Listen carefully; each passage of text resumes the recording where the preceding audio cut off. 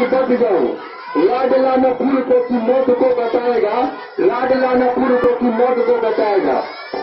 या तो ये तिरंगा में लपेट घर आऊंगा मैं, या तो ये तिरंगा में लपेट घर आऊंगा मैं, या तो ये तिरंगा सीमा पार लहराएगा, या तो ये तिरंगा सीमा पार लहराएगा।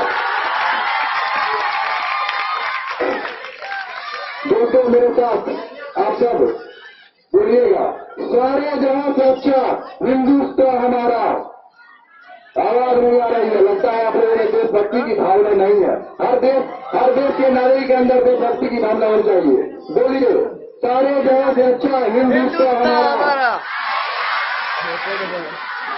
हम बुलबुले हैं इसकी, ये गुलसिता हमारा। हम बुलबुले हैं इसकी, ये गुलसिता हमारा। इन्हीं शब्दों के साथ मैं अपनी वाणी को विराम देता हूँ।